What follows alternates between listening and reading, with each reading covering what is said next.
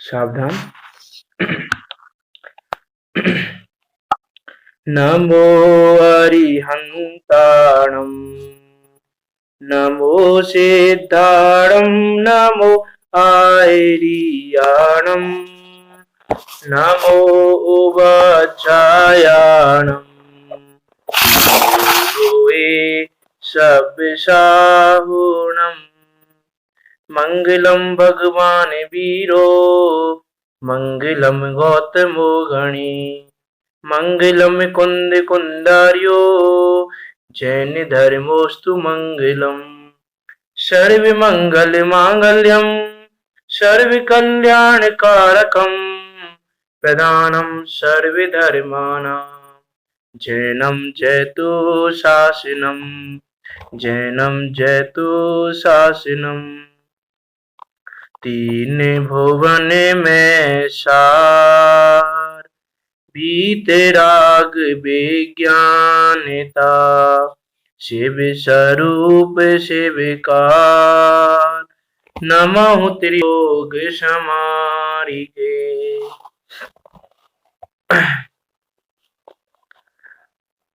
आप और हम यहाँ समता षोडशी के माध्यम से पिछले 13 दिनों से यह जानने का प्रयास कर रहे हैं कि समता भाव क्या है और उसको कैसे धारण करें। कि जो समता भाव सम्य दर्शन मोक्ष आदि में निमित्त है, वो समता भाव हम कैसे धारण कर सकते हैं, वो समता भाव है क्या।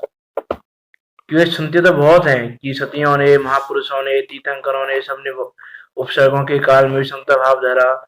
तो हम इस ऐसे विकट काल में भी, ऐसे दुर्भिक्ष महामारियों के काल में भी समता भाव कैसे धरें। हम संसारी जीवों के बीच रहते हुए भी समता भाव धरें तो कैसे धरें, उसको हम जानने का यहाँ प्रयास कर रहे हैं समता षोडशी के माध्यम से। उस पर हमने पिछले 14 छंदों में हमने चर्चा की थी पिछले 13 दिनों में।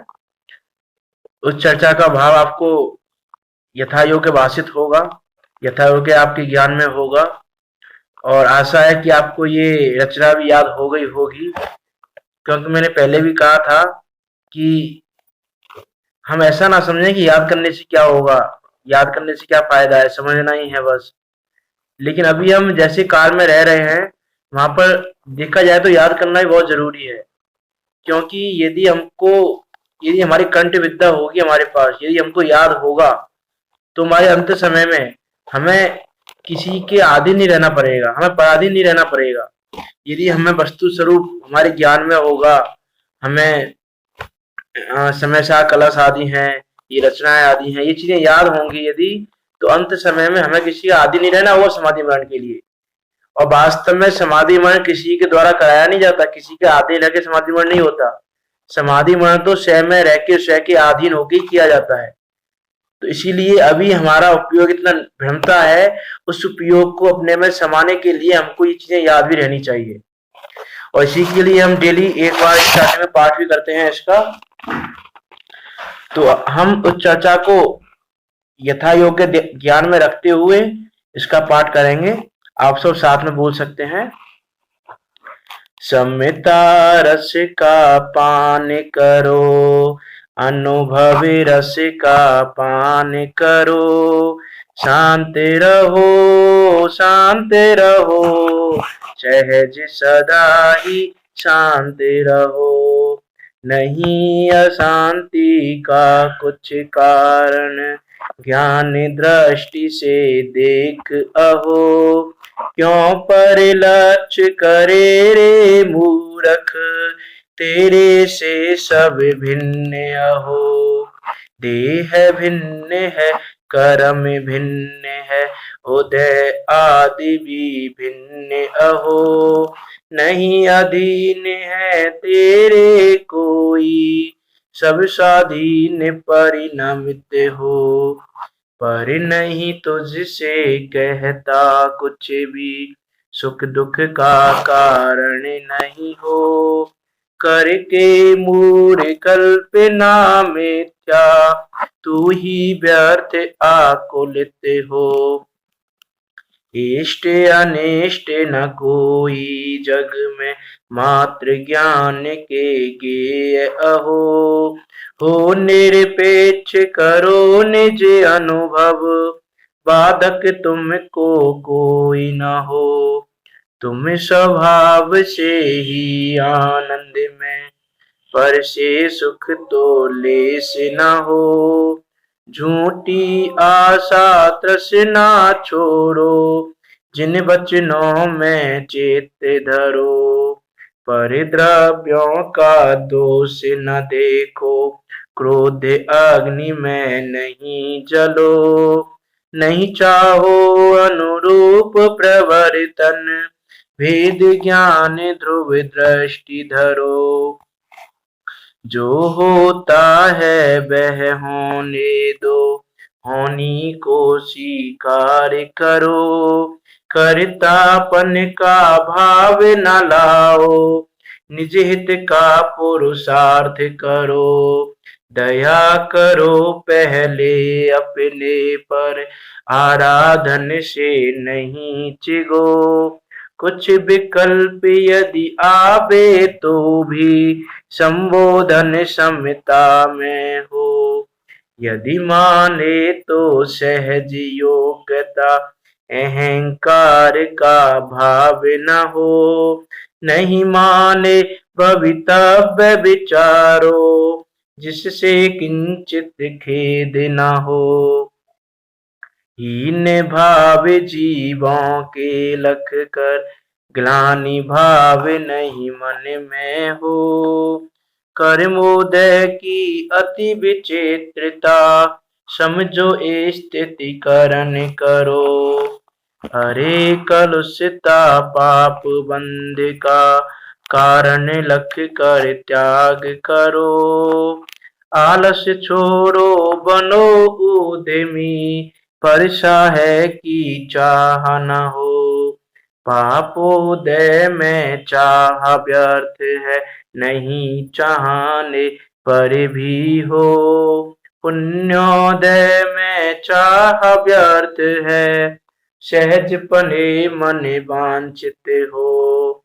आत्र ध्यान कर बीज दुखों के, वो ना तो अविवेक अहो। धर्म ध्यान में चित्त लगाओ, होए निर्जरा बंध न हो। करो नहीं कल्पना असंभव, अब यथार्थ स्वीकार करो। उदासीन हो पर भावों से, सम्यक तत्व विचार करो। सम्यक तत्व विचार करो। यहाँ तक हमारी चर्चा हुई थी। इन 14 छंदों के माध्यम से हमने जाना कि हम सहज रूप से, बिल्कुल सरलतम रूप से, बिल्कुल इजी वे में हम सुखी रह सकते हैं। हम पे सुखी रहना नहीं आता। हम सुखी रहना चाहते हैं लेकिन सुखी रहना नहीं आता। वो सुखी रहना यहाँ पर रचना के माध्यम से सिखाया जा रहा है कि सुखी कैसे रह सकते हैं, कि दुख के काल में भी आप सुखी कैसे रह सकते हो। विचार तो करें, हमने 14 छंदों में देखा कि हमारी जो चाह है, हम तो चाह कर रहे हैं, कुछ भी पाने की चाह है, कुछ भी कर पाने की चाह है, कुछ हो जाने की चाह है, या मीन्स जो भी परिणमन हो, प्रत्येक परिणमन को, जिस परिणमन को करने की हमारी चाह है, वो हमारी चाह कैसी है? व्यर्थ है। वो हमारी चाह का कोई, वो चाह कैसी है? मीनिंगलेस है। कोई मीनिंग नहीं है उस चाह का। क्यों नहीं है चाह का मीनिंग? कि देखो अभी दो ही उदय चल रहे हैं, पाप का उदय और पुण्य का उदय, और दोनों ही उदय के काल में वो चाह व्यर्थ है। तुम कितनी भी चाह कर लो, पाप का उदय हो तो बस तुमको नहीं मिलेगी, नहीं मिलेगी, नहीं मिलेगी। अनिष्ट का संयोग तुमसे दूर नहीं होगा, नहीं होगा, नहीं होगा, चाहे तुम कितना ही प्रयास कर लो, कितना ही पुरुषार्थ कर लो। और पाप पुण्य का उदय हो तो बिना चाह किए ही वो चीज ऑटोमेटिकली मिलती ही मिलती है। अरे हम प्रथमान योग को देखें, प्रथमान योग से विचार करें, महापुरुष हुए हैं, मारो चक्रवर्ती हुए, उन चक्रवर्ती ने कौन सा ऐसा पुरुषार्थ किया? मीन्स ऐसी उन्होंने चाह की थी क्या कि भाई चक्र प्रकट हो हमारे आयुष औजा उसमें आयुशाला में, बिना चाहे ही उनका पुण्य का उदय ही ऐसा है कि पुण्य के उदय से वो सामग्री बिना चाहे ही मिलती है। कि तीर्थंकर प्रभु का जन्म हुआ, तीर्थंकर प्रभु ने कोई ना चाहा था कि इंद्र आए और जन्म कल्याणक मनाए, लेकिन पुण्य का उदय ही ऐसा है कि वो सामग्री अपने आप मिलती है। तो पुण्य और सामग्रियों का संयोग अपने आप कराता है, लेकिन हम चाह कर करके पुण्य की जगह पाप बांधते रहते हैं और हमारे कार्यों की सिद्धि होती नहीं है, हम दुखी होते रहते हैं। इसलिए समता भाव धरकर, समता भाव यदि हम धरे तो पाप से दूर रह सकते हैं। और भाई कहा था ऊपर भी कि अले कलुषता पाप बंध का कारण लगकर त्याग करो, कि ये जो हमारे कलुषित परिणाम हो रहे हैं प्रति समय, कुछ ना कुछ करने के परिणाम, कुछ ना कुछ चाहने के परिणाम, यदि किसी ने कुछ हमारे अकॉर्डिंग नहीं किया तो हम दुखी हो रहे हैं, हमारे अकॉर्डिंग कर लिया तो हमने सुख मान लिया कि हम सुखी हो गए। इस प्रकार से जो संयोग हो रहे हैं उन संयोगों से हमने सुखी मान लिया अपने आप को, इष्ट संयोगों से। अनिष्ट संयोग हुए जो उससे हमने दुखी मान लिया कि अरे आज आप देखो कि कोरोना वायरस हुआ, देखो लोग सुखी किससे मान रहे थे, पैसों से सुखी मान रहे थे अपने आप को, यश से सुखी मान रहे थे, यश है, पैसा है, पद है, अच्छी पोस्ट है, अच्छे हाँ लोग जान पहचानते हैं, अच्छे से सब लोग मानते हैं, सब कुछ करते हैं। लेकिन इस कोरोना वायरस हुआ तो कोरोना वायरस ने चक्की चक्की खुड़ा दी। ऐसा नहीं पैसे वाले पास नहीं गया हो, वो जिसके पास यश हो उसके पास नहीं गया हो, जिसके पास पोस्ट है उसके पास नहीं गया हो। आज आप देखो कि बड़े बड़े देशों के राष्ट्रपति इससे ग्रसित हैं, मी से लोग कितने आपको व्याकुल हो रहे हैं। तो इससे हमको पता चलता है कि वास्तव में ये पैसा, यश, पद इत्यादि जो भी चीज है वो सुख का कारण नहीं है। और वास्तव में जिन परिवारजनों को अपना मानते हैं वो परिवारजन भी अपने नहीं है। अभी 3-4 दिन पहले इंदौर की घटना है। एक फैमिली के तीन बेटे, उनको कोरोना वायरस के संदिग्ध थे वो लोग, तो उनको पुलिस ने आइसोलेशन में रख दिया हॉस्पिटल में ले जाकर। तो उनके जो पेरेंट्स थे उन दोनों पेरेंट्स ने सोचा कि हमको भी ले जाएंगे क्योंकि एक ही फैमिली के लोग हैं हम। तो वो रात में ही यहाँ से पास में एक सिटी है उज्जैन, तो उज्जैन के ही निकल गए। क्यों निकल गए उज्जैन के लिए कि यहाँ से हम दूर चले जाते हैं। उज्जैन में बच्चों की माँ का मायका था, तो वो रात में पैदल पैदल ही उज्जैन निकल गए और सुबह उज्जैन पहुंचे तो वहां उस मायके वालों ने घर में घुसाने से मना कर दिया, गेट नहीं खोला उनके लिए कि हमें आफत नहीं चाहिए, ये आपकी वजह से हम किसी आफत में नहीं पड़ना चाहते, हम अपने आप में मृत्यु का कारण नहीं बनना चाहते, कि हम नहीं चाहते कि हमको मृत्यु हो, हमको भी ऐसे संयोग मिले। दूर से भगा दिया उनको, भटकते हैं उज्जैन में। तुम विचार करें कि परिवारजन भी अपने कहाँ हैं, कि जब तक स्वार्थ की सिद्धि हो रही है तब तक अपने हैं, जिस दिन स्वार्थ की सिद्धि बंद हो जाएगी उस दिन अपने नहीं रहेंगे। तुम वास्तव विचार तो करें कि जगत कितना स्वार्थ भरा जगत है, प्रत्येक जीव स्वार्थ से भरा हुआ है। जब तक स्वार्थ की पूर्ति हो रही है तब तक वो अपना है, और जिस दिन स्वार्थ की पूर्ति खत्म उस दिन वो अपना नहीं। जिस प्रकार हम वास्तव में विचार करें तो देखो, यदि हम वास्तव में विचार करें, तब तो विचार करें तो वैराग्य भी आए और समता भाव भी आए। हमको ऐसा लगता है अभी कि जीवों को वैराग्य कैसे होता होगा, कैसे वैराग्य आ जाता है जीवों को। अरे वास्तव में ये तत्व विचार करें, तत्व विचार वैराग्य का कारण है। वो तत्व विचार करने से वैराग्य अपने आप आता है। अरे वो वैराग्य परिणति आप आत्मा जीव तत्व हो, आप में राग नाम का गुण ही नहीं है, और जो गुण नहीं है वो प्रकट हो रहा है, तो उसमें वो सोचना चाहिए कि ऐसा कैसे हो रहा है। जैसे हमने गन्ना लिया और गन्ने में गन्ना मीठा नहीं लगा, तो हमको भी सोचना चाहिए कि गन्ना मीठा क्यों नहीं है। यदि गन्ना मीठा निकला है तो सोचने की जरूरत नहीं है कि मीठा क्यों है, मीठा तो स्वभाव से ही है। कि अरे हमको वैराग्य नहीं आ रहा, तो हमको सोचना चाहिए वैराग्य क्यों नहीं आ रहा है। हमको राग हो रहा है, तो राग होने में क्या कि वो राग तो हमारी विभाग परिणति हो ही रही है, कि वास्तव हमको ये सोचना चाहिए कि वैराग्य आ क्यों नहीं रहा है, कि आचार्य तो उसमें है। जैसे लिया था ना कि यदि शक्कर को हमने दूध में घोला और दूध मीठा हो गया तो उसमें कोई आश्चर्य की बात नहीं है।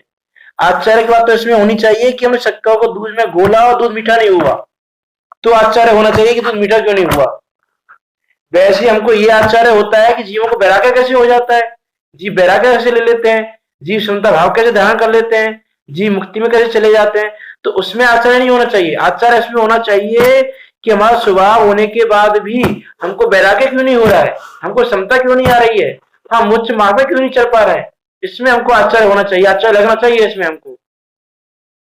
तो इस प्रकार वास्तव में तत्व विचार की कोई अलौकिक ही महिमा है। तत्व विचार की महिमा ही अलौकिक है। तत्व विचार यदि करें तो आप दुखी नहीं रह सकते हो। देखो एक कथन आता है कि जैनी सो दुखी नहीं और दुखी सो जैनी नहीं। कि यदि आप वास्तव में जैन हो तो आप दुखी नहीं रह सकते हो। यदि आप दुखी हो रहे हो, दुख रूप परिणमन हो रहा है आपका, आप दुख में ही दुख मांग के बैठे हो, तो आप जैनी नहीं हो, आप जैन कहलाने के योग्य नहीं हो। कि वास्तव में जैनी तो भैया जो दुख के काल में भी अपने आप को ज्ञाता दृष्टा देखकर सुखी रहे, और दुख के काल में भी उस कर्म के उदय के काल में भी कर्म के उदय में भय नहीं, वास्तव में तो वो जैन है। सच्चा जैन उन्हीं को कहते तत्व विचार करे हैं जो। कि वास्तव में जैन तो वही है तत्व विचार करे। यदि आप तत्व विचार नहीं करते हो, तत्व चिंतन नहीं करते हो, आप अपने 24 आवर्स में से 15 मिनट भी तत्व चिंतन की नहीं निकालते हो, तो आप जैन नहीं कहला सकते, जैन कहलाने के योग्य नहीं हो आप।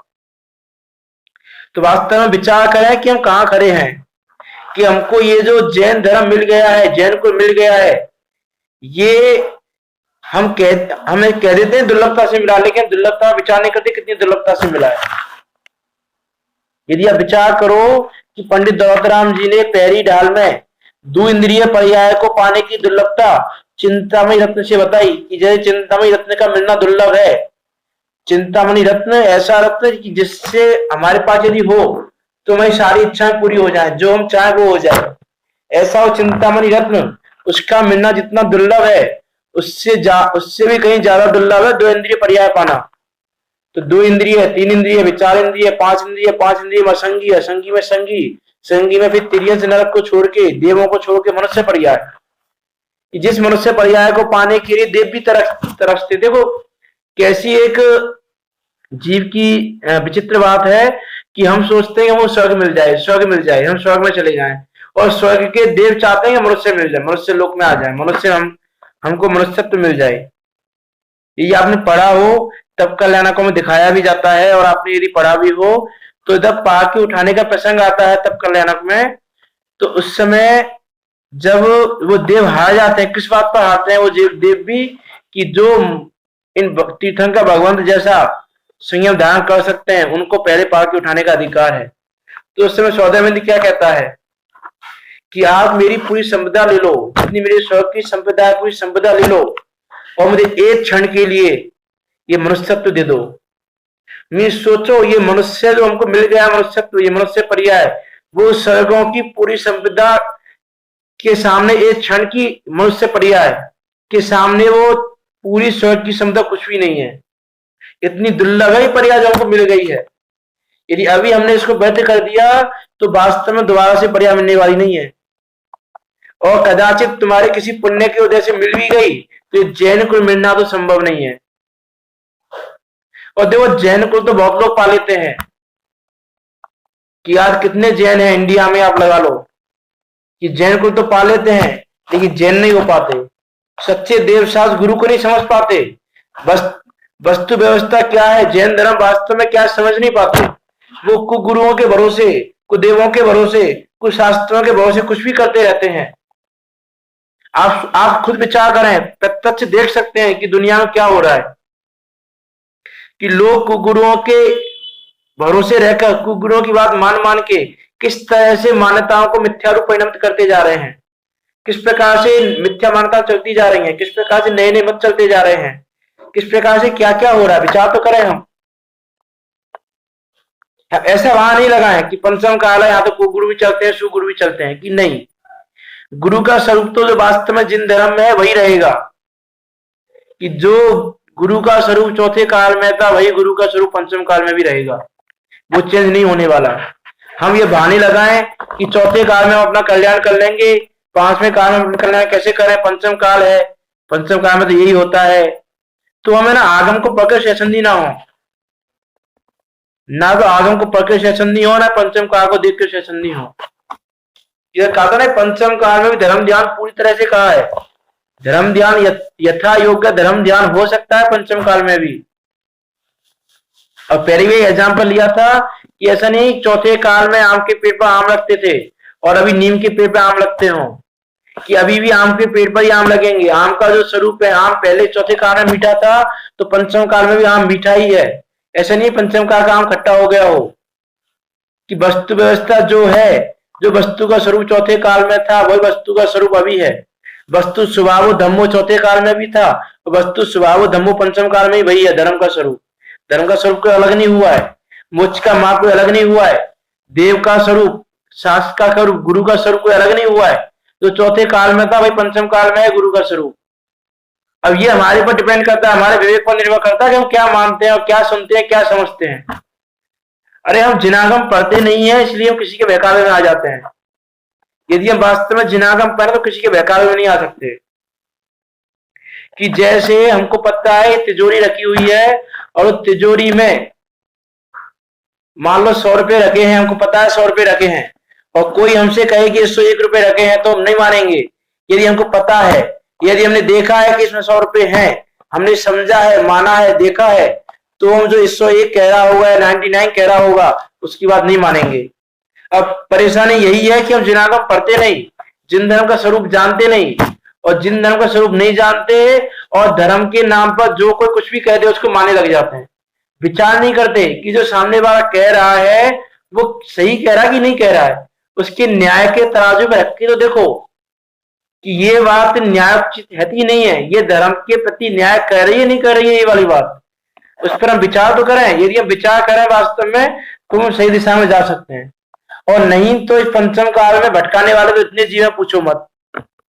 लौकिक में भी कहते हैं ना कि अभी के जीव ऐसे हैं, यदि कोई एक व्यक्ति ऊपर चढ़ना चाहे तो दूसरा पांव पकड़ के खींचता है नीचे, चढ़ने नहीं देता उसको।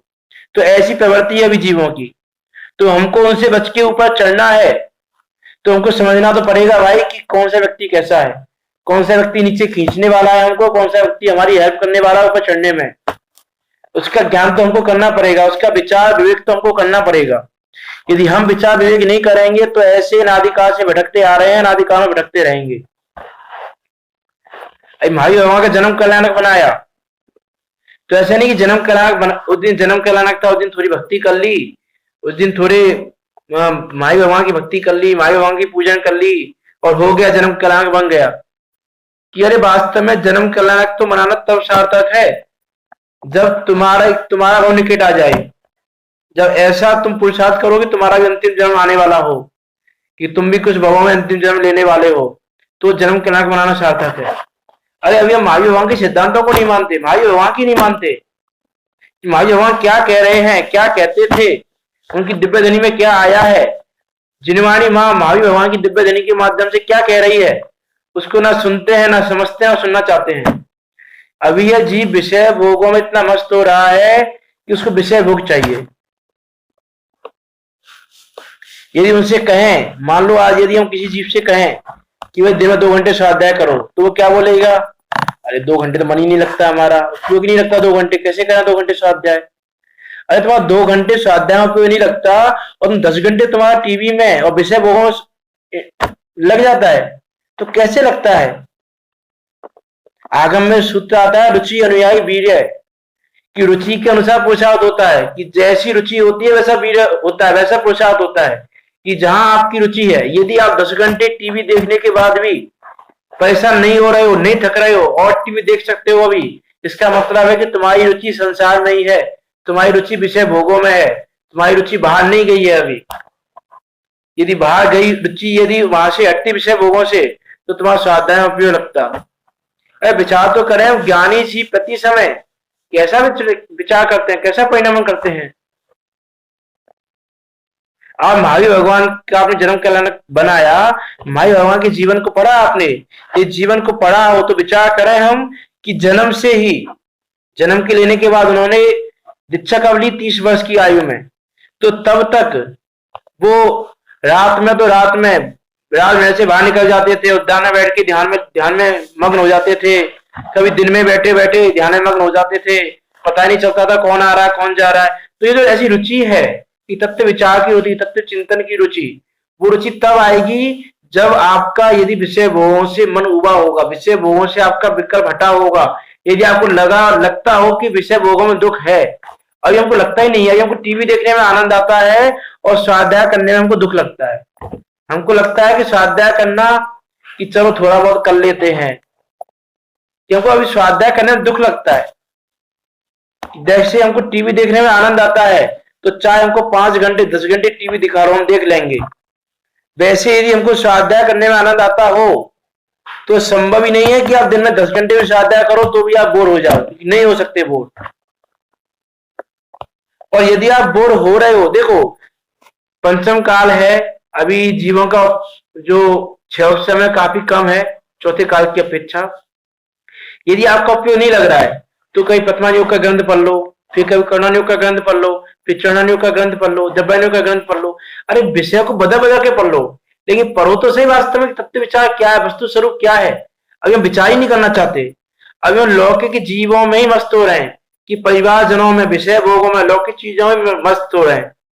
इसलिए देखो अगले छंद में कह रहे हैं, तजो संग लौकिक जीवों का भोगों के अधीन न हो, सुविधाओं की दुविधा त्यागो, एकाकी शिव पंथ चलो।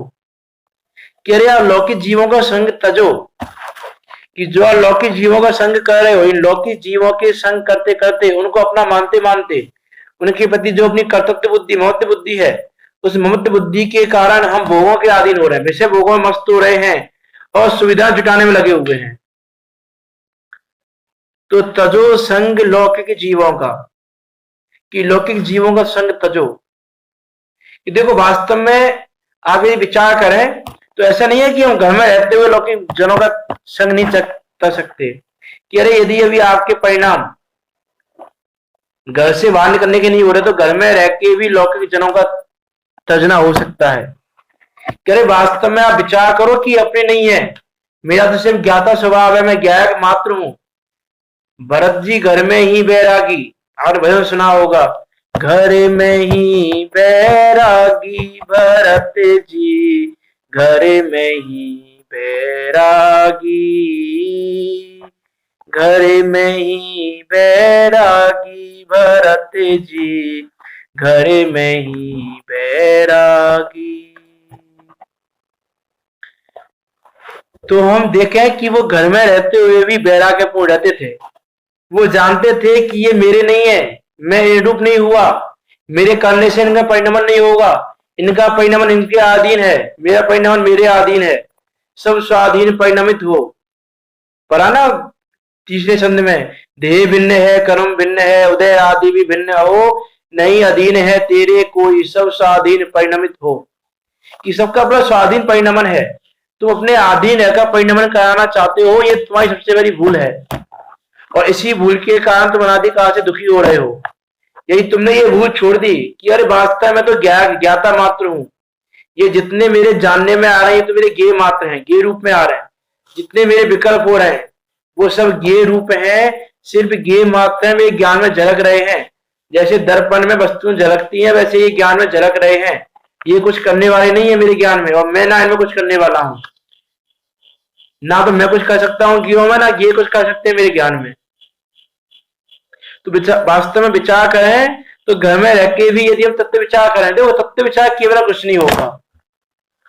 अनादिकाल से यह जीव विषय भोगों में मस्त होता आ रहा है, तत्व विचार नहीं किया, इसलिए इसको तत्व विचार अच्छा नहीं लगता। आचार्य कुंद कुंद ने समय साहब परमागम की चौथी गाथा में कहा, अब तक सुनी अनुभूत परिचित भोग बंधन की कथा, पर से पृथक एकत्व की उपलब्धि केवल सुलभ ना। कि भोग और बंधन की कथा तो इसने खूब सुनी है, खूब परिचय में ली है, खूब अनुभव में ली है, भर भर के ली है। ऐसा कोई भोग नहीं, ऐसी कोई वस्तु नहीं जो इसने प्राप्त नहीं की हो, और ऐसा कोई भोग नहीं जो इसने नहीं भोगा हो अनादिकाल से लेके अब तक। अरे जो हम सोच रहे हैं कि हमारा बंगला हो, हमारे पास बड़ी बड़ी गाड़ियां हो, हमारे पास ये सबसे बड़ा पद हो, हमारे पास हम सबसे अमीर हो जाएं, हमारे पास सबसे ज्यादा यश हमारा हो, दुनिया हमारा नाम ले, दुनिया हमारे नाम का उच्चारण करे। अरे ये सारी चीजें तुमने अनंतवार पाई है भाई, तुमने अनंतवार घर बंगले पाए हैं, अनंत बार तुम अंबानी जैसे, मोदी जैसे, ट्रंप जैसे हुए हो, अनंत बार तुमने ऐसे पद धारण किए हैं, अनंतों बार तुम अमीर हुए हो, अनंतों बार तुमने क्या क्या नहीं भोगा। अरे स्वर्गों की संपदा के सामने ये संपदा तो कुछ भी नहीं है। तुमने स्वर्गों की संपदा अनंतों बार भोगी है, तो ऐसा क्या भोगना चाह रहे हो तुम जो तुमने नहीं भोगा। तो वास्तव में जो हमने अनादि काल से अब तक नहीं किया वो कार्य करने योग्य है। जो कार्य हम कर चुके, देखो एक आगम में एक एग्जाम्पल आता है कि जैसे हमने वॉमिटिंग की, तो हमने जो वॉमिटिंग की, क्या उसको तुम दोबारा खाना चाहोगे? वॉमिट को, जो तुमने वॉमिट से तुमने बाहर निकाला है उसको दोबारा खाओगे? कि जो उसको दोबारा खा रहा हो उसको तुम क्या कहोगे? विचार करो, क्या कहोगे तुम उसको जो वॉमिट करने के बाद उसको दोबारा खा रहा हो? तो ऐसे ही जिन विषय भोगों को हमने त्याग दिया भोग भोग के, उनको हम दोबारा भोगना चाह रहे हैं, तो हमारी कंडीशन भी वैसी है जैसा हम वॉमिट करके उसको दोबारा खाना चाह रहे हैं। तो विचार करें हम कर क्या रहे हैं वास्तव में, इन चीजों का विचार करें ना, यदि तो वैराग्य की अवस्था भी आए, समता भाव भी आए। तो तजो संग लौकिक जीवों का भोगों के अधीन ना हो, कि वह इन विषय भोगों के अधीन में नहीं रहो, इन विषय भोगों को त्यागो, जितना हो सकता है विषय भोगों से दूर रहो, जितना आप चाहते हो विषय भोगों से दूर रहो। और देखो वास्तव में यदि उदय बस किसी विषय को भोग भी रहे हो तो उससे में भी विचार करो वास्तव में कि उसमें आनंद रूप होके नहीं उसको भोगो, उसको भी विरक्ति भाव से भोगो। कि अरे महापुरुषों ने पुण्यों को भोगा, कि चक्रवर्ती ने पुण्य को भोगा, तो कि 96,000 रानियां थी, इतने घोड़े थे, इतने हाथी थे, इतनी सेना थी। आपने चक्रवर्ती की सेना पढ़ी होगी कि अरे चक्रवर्ती का भोजन भी ऐसा होता था कि जो उसका भोजन है इस समय का, उसका भोजन का एक कमी नहीं पचा पाए हम। और उनका भोजन इतना इतना उनका भोजन होता था कि पूरा उनका भोजन इतना है कि सबका पेट भर जाए, इतना भोजन है उनका अकेले का। मीन्स हम ये बात कर रहे हैं कि उनकी भोजन में जो सामग्रियां हैं, भोजन के जो आइटम्स हैं वो भी इतने हैं। तो आप ये वो उसको भोगते समय भी भोग नहीं रहे, उनको विरक्ति भाव से भोग रहे हैं कि पुण्य का उदय है, पुण्य के उदय में वो चीजें भोगनी पड़ रही हैं। कि चक्रवर्ती का पद है तो वो भी भोगना पड़ रहा है। 96,000 रानियां होती ही होती हैं चक्रवर्ती की, तो 96,000 रानियां होंगी ही होंगी, लेकिन उन भोगों को विरक्ति भाव से भोगो, उनमें आनंद रख के मत भोगो। अभी हम क्या कर रहे हैं, विषय भोगों को भी आनंद रूप से भोग रहे हैं कि हमको अच्छा लग रहा है। यदि आप विरक्ति भाव से विषय भोगों को भोगोगे तो उनके प्रति का विरक्ति भाव बनेगा। जैसे भरत चक्रवर्ती हैं, तो भरत चक्रवर्ती घर में रहते हुए भी, संसारी जनों के बीच में रहते हुए भी, लौकिक जनों के बीच में रहते हुए भी, विषय भोगों को भोगते हुए भी विरक्ति भाव से भोग रहे हैं। उस समय भी वो अपना ज्ञान स्वभाव जान रहे हैं कि ये सब मेरे ज्ञेय मात्र हैं, मैं इनका करने वाला नहीं हूं, मैं इनमें कुछ कर दूं, मैं इनको बदल दूं, मैं इनको अपने पास ले आऊं, मैं इनको अपने दूर कर दूं, ऐसी सामर्थ मुझ में नहीं है। भाई वो ऐसा विचार कर रहे हैं। और देखो यही उन्होंने अपने पूरे इस गृहस्थ अवस्था में उन्होंने प्रति समय ऐसा व्यक्ति भाव किया। और जब वैराग्य लेके दीक्षा ली तो अंतर मुहूर्त में केवल ज्ञान ले लिया। किसके बल पे लिया केवल ज्ञान? उन्होंने कि उन्होंने प्रति समय उनका चिंतन वही चल रहा था, उनकी धारा वही चल रही थी, ज्ञान धारा, राग धारा नहीं चल रही थी। अभी हमारी राग धारा ही चल रही है। अभी हमको ज्ञान धारा का पता ही नहीं है कि ज्ञान धारा क्या है, वो ज्ञान रस कैसा है, उस ज्ञान में लीन होने से होता कैसा है, कैसा अनुभव होता है। अरे विचार तो करो, अभी आपने भगवान महावीर का जन्म कल्याणक बनाया, उनके पूर्व में विचार तो करो कि सिंह की पर्याय में जब 2 मणिराजों ने उपदेश दिया और उपदेश को सुन के पुरुषार्थ पूर्वक अपने खुद के पुरुषार्थ से उन्होंने अपने स्वयं भेद विज्ञान किया, अपने ज्ञाता स्वभाव को जाना, तो कितना हर्ष हुआ उनको। उस सिंह की पर्याय में कितना आनंद आ रहा है। हिंसा को त्याग दिया, अनुमतों को धारण कर लिया, अनुमतों को धारण करके एक जगह शांति से बैठ गए। अब हाथी परेशान कर रहे हैं, पशु पक्षी परेशान कर रहे हैं, तो भी कोई प्रॉब्लम नहीं है कि मेरी वजह से किसी को परेशानी ना हो। कि विचार तो करें कि जीव का परिणाम कैसा हो जाता है, वो ज्ञान धारा कैसी है, उसका विचार तो करें। हमें विचार ही नहीं करते अभी हम। यदि हम विचार करें तो एक एक महापुरुष का जीवन हमें शिक्षा देने वाला है, एक ही सतियों का जीवन हमें शिक्षा देने वाला है कि विचार तो करें कि क्या कर रहे हो, क्या हमको करना चाहिए। इसलिए तजो संग लौकिक जीवों का भोगों के अधीन ना हो, कि भाई लौकिक जीवों का संग तज दो, भोगों के अधीन नहीं रहो। इन भोगों के अधीन रह रह के अनादि काल से तुम दुख भोगते आ रहे हो, और इन भोगों के अधीन रहोगे तो दुख भोगते ही रहोगे, सुख नहीं पाने वाले। क्योंकि कहा था ना कि कारण के बिना कार्य नहीं होता। आप यदि दुख के कारण करते रहोगे तो कार्य भी दुख रूपी होगा, और यदि आप कारण सुख के कारण मिलाओगे तो कार्य सुखरूप होगा। कि आप बीज नीम का बोओगे तो नीम का ही फल लगेगा, नीम का ही पेड़ उगेगा, उसमें से आम का पेड़ नहीं निकलेगा। और आम का बीज बोओगे तो उसमें से आम ही निकलेगा। गेहूं का बीज बोओगे तो गेहूं निकलेगा, चना नहीं निकलेगा। तो आप दुख के बीज बोओगे और पाना चाहो सुख, वो तीन काल में संभव नहीं है। इसलिए भाई ये सुख पाना चाहते हो, तो ये तो पक्की बात है कि सुख तो प्रत्येक जीव पाना चाहता है। पंडित दौलतराम जी ने भी लिखा कि जे तिरुवन में जीव अनंत, सुख चाहे दुख ते भयवंत। कि प्रत्येक जीव दुख से भयभीत है और सुख चाहता है, लेकिन सुख चाहने मात्र से सुख नहीं होगा, उस सुख का बीज बोना पड़ेगा। सुख का बीज बोओगे तो सुख का फल लगेगा, तो तुमको सुख होगा। हम चाहते हैं सुख प्राप्त करना और बीज बो रहे हैं दुख के। हम चाहते हैं कि हमको आम मिले और बीज बो रहे हैं नीम के, तो हमको आम नहीं मिलने वाला, कितना भी चाह लो। तो सुख चाहने से सुख नहीं होने वाला। सुख चाहते हो तो सुख का बीज भी बोना पड़ेगा, और सुख का बीज क्या है वो समता षोडशी में बताया गया है। प्रत्येक संधि में सुख का बीज बताया गया है। सुख का बीज क्या है ऊपर ही बताया, नहीं अशांति का कुछ कारण ज्ञान दृष्टि से देख हो। कि वास्तव में दुख का कारण क्या, विचार तो करें हम, और सुख का कारण क्या है। तो कारण पर विचार करोगे तो कार्य की सिद्धि होगी। यदि आप कार्य को तो सिद्ध करना चाहो और कारण को नहीं देखो, कारण की ओर ध्यान ना दो, तो कार्य की सिद्धि नहीं होने वाली। मैंने पहले भी लिया था, उस बात को दोहरा दूं। अभी सामायिक घटना में ही मैं दूसरी क्लास में ली थी वो बात। किसी दिन उसको यहाँ भी एक बार ले लेते हैं, 1 मिनट का टाइम है अभी। कि जैसे कोरोना वायरस है, हम ये चाहे कोरोना वायरस दूर हो जाए, दूर हो जाए, दूर हो जाए, दूर हो जाए। वो तो कोरोना वायरस हो रहा है, वो तो क्या है, कार्य है। यदि हम कार्य को दूर करना चाहें तो कार्य दूर नहीं होगा ऐसे। उसके कारण को दूर करेंगे तो कार्य दूर होगा, और कारण को दूर करने के लिए कारण की पहचान करनी पड़ेगी। मान लो कोरोना वायरस जब हुआ स्टार्टिंग में, जब न्यूज आई फर्स्ट टाइम विश्व में कि कोरोना वायरस हो गया, तब से प्रत्येक देश ये करता रहता है कोरोना वायरस दूर हो जाए, दूर हो जाए, दूर हो जाए, किसी दवा से दूर हो जाए, ये दवा दे दो, ये दवा दे दो, ये दवा दे दो, किसी से दूर हो जाए, कुछ तो हो जाए। तो वो कोरोना वायरस दूर नहीं होता। वैज्ञानिकों ने, मेडिकल वालों ने उसके कारण पर विचार किया कि इसका कारण क्या है, ये फैल कैसे रहा है, ये हो कैसे रहा है जीवों में।